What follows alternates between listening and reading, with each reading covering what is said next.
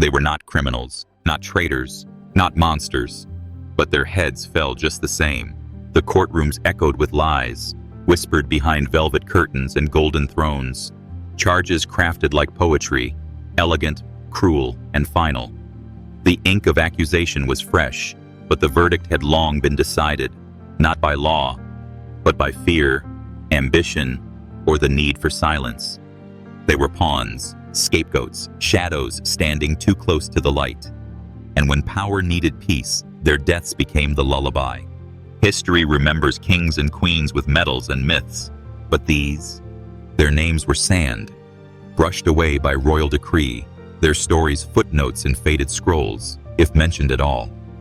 A prince's rival, a sister's confidant, a lover mistaken for a spy, a noble who knew too much. Each played a role they never auditioned for, and paid a price far too steep. The crown sleeps soundly only when threats are gone. Even when the threat is a child, a friend, or a truth too dangerous to bear. No grand speeches, no last-minute reprieve, just a cold blade, a shallow grave, and the silence that followed, obedient, enduring, absolute.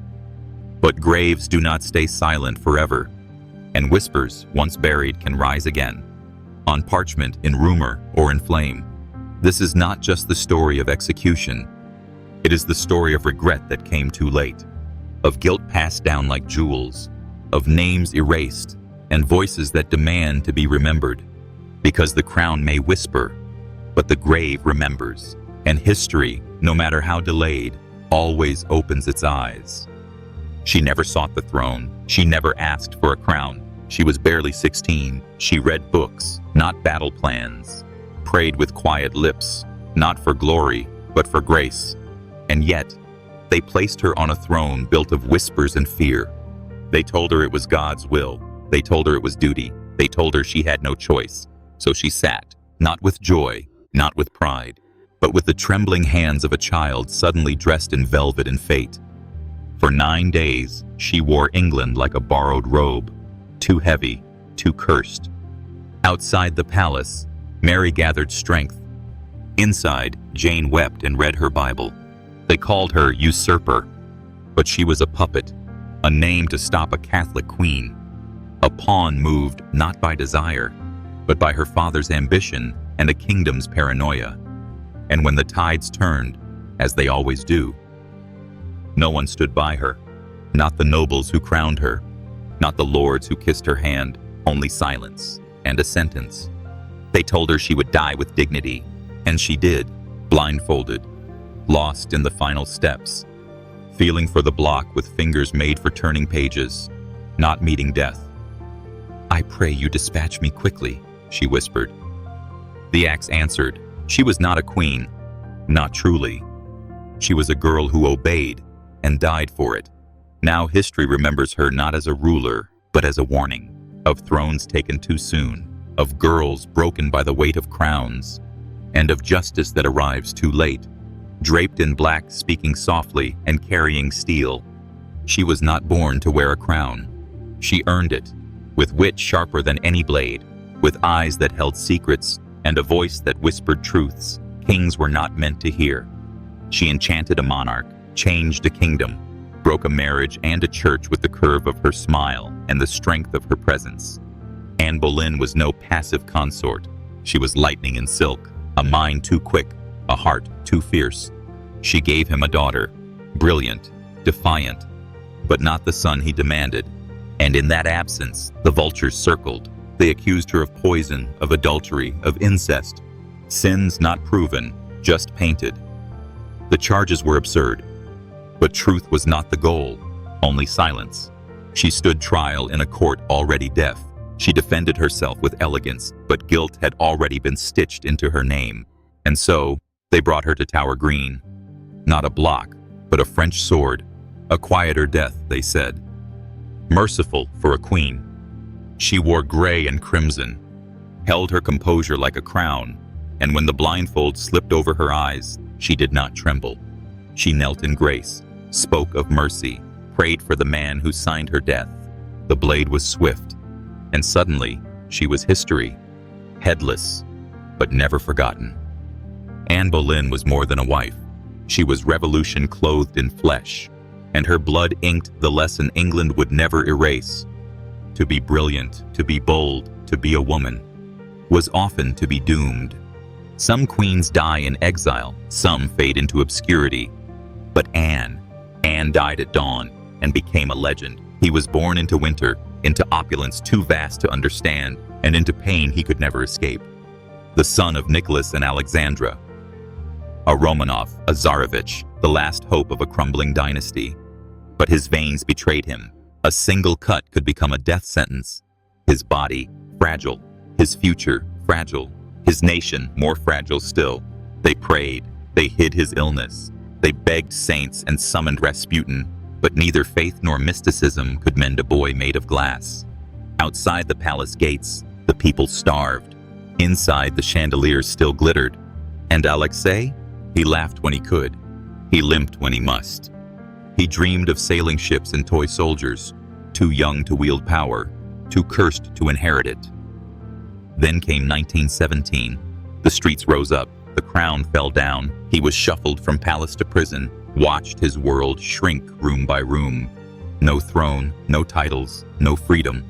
Just whispers in the night, and guards who never smiled. In Ekaterinburg, the final silence waited. A cellar, a family, and guns. They did not ask his guilt. They did not see a boy, just a name, a symbol, a Romanov. And so the bullets came. They did not spare the heir, not even the child. His blood, once thought holy, was spilled across the floor with the rest. No trial, no pardon, just the cold echo of revolution. History calls him the last prince of Russia. But really, he was just a boy with too many expectations and nowhere left to run. A child caught in the machinery of empire. And when that machine collapsed, he was crushed beneath it, not formally executed, just erased. She did not plot. She did not shout. She did not raise armies or hide weapons in silk-lined trunks. She simply stayed. Princess de Lamballe, lady of grace born to privilege, with hands soft from gardens and a smile meant for salons, not guillotines. She stood beside Marie Antoinette when it was no longer safe to do so. She stayed in the palace after others fled. She whispered kindness into chaos, and it was enough to condemn her. The revolution had no patience for loyalty. Dragged from the prison where even walls trembled, she was offered a choice: renounce the queen, or die with her name still on your lips. She refused, quietly, politely, fatally. What followed was not execution. It was spectacle. The mob did not kill her. They devoured her, piece by piece, bone by bone. Elegance turned to entrails, dignity lost beneath the boots of the bloodthirsty. Her head paraded on a pike. Her hair, once brushed with lavender oil, matted and red. They took it to the queen's window. They made it nod. They made it bow. And somewhere in that moment, France crossed a threshold. From revolution to nightmare. She died not for power, not for politics, but for proximity, for daring to care, for walking too close to a doomed crown. Her name was not shouted. Her titles were not remembered. But in the hush between guillotine drops, in the heavy silence after the cheering fades, there is a place for the woman who smiled too kindly, and for the world that tore her to pieces, just to send a message. They called him Capet, stripping his name like they stripped his title. But he was no king, no ruler, just a boy who once laughed in gardens, chased birds through halls now burned by history. He was 8 when the key turned, not to keep him safe, but to keep him forgotten. In a dark cell above the cries of the crowd, he waited for his mother to return, for the sound of shoes on stone that never came. He called for her, and got fists. He wept, and was told to be silent like a dog. They beat the king out of him. They starved the future from his ribs. They fed him lies until he forgot how to pray. No trial, no charges, only a sentence written in mold and rats. Outside, the revolution roared. Inside, a prince with bruised knees scratched at the walls. As scurvy withered his gums, and the smell of his own rot filled the corners of his cage. They said he died of illness. But silence is an illness, loneliness is a fever, and neglect is the quietest execution of all. He was 10, the son of a king, the shadow of a queen, a crown without a head. And when they opened the door at last, they found not a threat to the Republic, but a frail body curled in straw, too broken to stand, too young to understand why. No mob cheered, no blade fell, no final words. Just a whisper in the dark, a royal bloodline snuffed out. With no fire, only dust.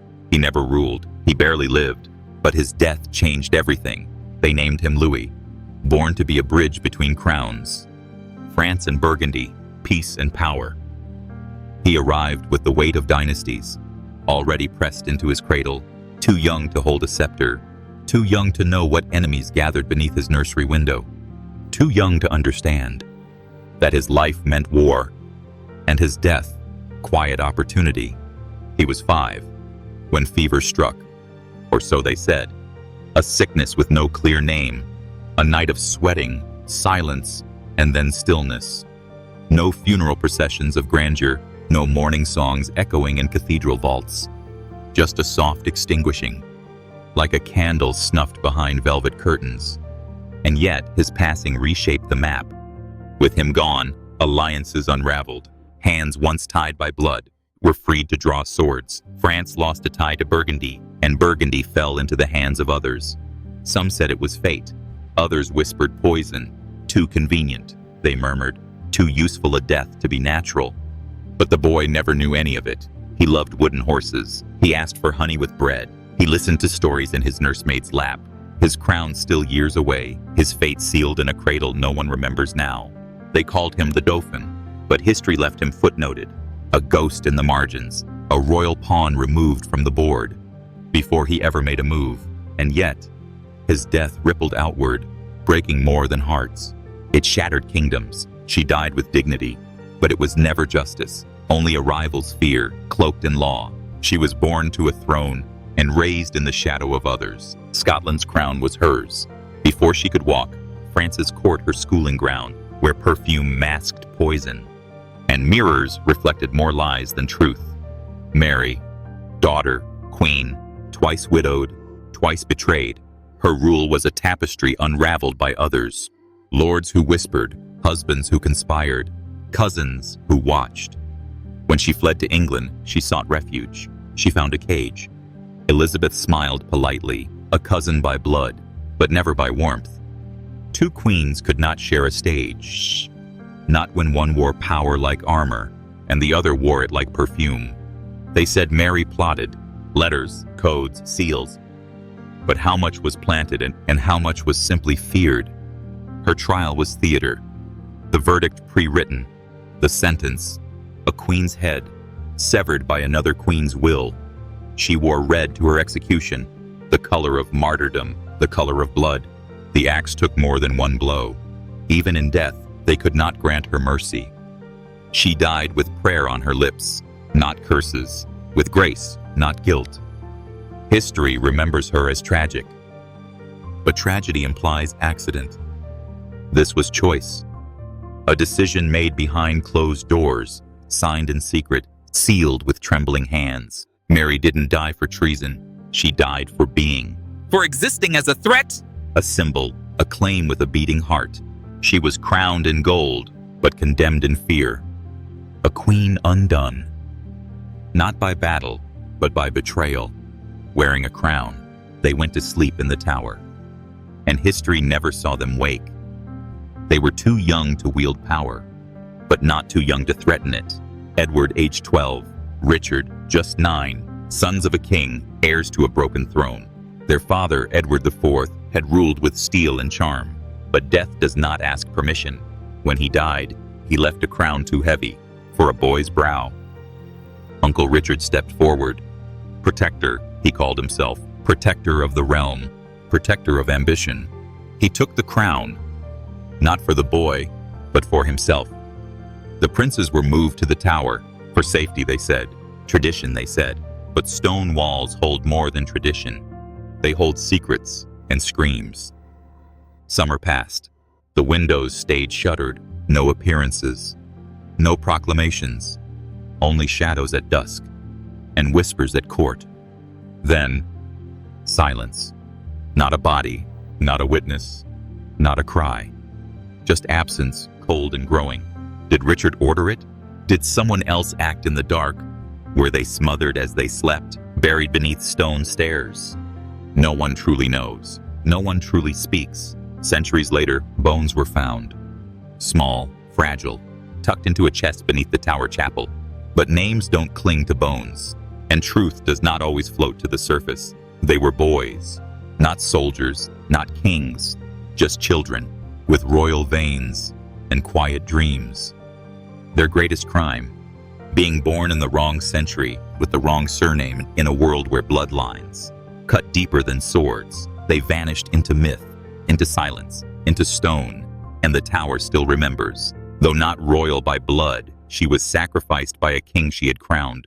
Loyalty returned in flame. She saved a crown, and the crown let her burn. She heard voices. From saints, she said, not whispers of madness, but calls to destiny. At 17, she walked into war, not as a soldier, as a symbol, a peasant girl, unlettered, unarmored, until the voices led her to a prince in hiding. France was fractured. The English held cities. The Dauphin held doubt, but she brought faith, where generals brought failure. With banner in hand, not sword, she led the charge. Orléans, liberated, hearts ignited. She lifted a crown onto the head of Charles VII, knee in mud, eyes to heaven, a king made whole by a girl called heretic. And yet, when she was captured, there was no rescue, no ransom, no return. Not from the king, not from the court, not from the church. Her trial was a theater. Judges robed in fear and questions laced with traps. Was it pride to wear a man's armor? Was it blasphemy to hear the divine? She stood alone, a girl in chains facing men in robes. They burned her in a public square, wood stacked high, ashes rising with the morning wind. She did not cry out, not for mercy, not for a king's protection. The crown she had saved, watched from afar, silent, safe. She died at 19, not for sin, but for politics. And centuries later, they called her a saint. But sainthood does not warm the pyre, and martyrdom does not heal betrayal. She saved a kingdom, and the kingdom repaid her in smoke. A reflection on the nature of royal error. How power excuses itself, how memory rewrites guilt. These deaths were not tragic accidents. They were deliberate mistakes, and history remembers them, not to mourn, but to warn. A crown does not weep, a throne does not bow, and kings do not confess. They justify. Mistakes made in marble halls become strategy. Blood spilled in royal name is called necessary. The past is polished, like the hilt of a ceremonial sword, shining but never clean. They write scrolls, commission portraits, forge myths, not to honor truth, but to outlive it. A brother disappeared, a footnote, a queen beheaded, an inconvenience, a martyr burned, an unfortunate misunderstanding, always framed by the needs of state, always softened by the velvet glove of power. But the mirror knows it does not blink. It holds the faces of the condemned beside the faces of the condemners, and sees no difference in their humanity. Only history tries to remember what power forgets, tries to speak where silence was forced, tries to name what rulers erased. For the mirror reflects not only guilt, but the cycle. How crowns pass, but patterns remain. A child king grows, learns the rituals, the justifications, the distance from consequence. And one day, they too decide. A death, a silence, a rewriting, and the mirror records it, adds it to the gallery. Another regret, framed in gold. These were not accidents. These were not errors of chance. They were choices, made with calculation, signed with seals, and paid in flesh. The lesson is not in their grief. It is in their pattern. History does not mourn. It remembers, and in remembering, it warns.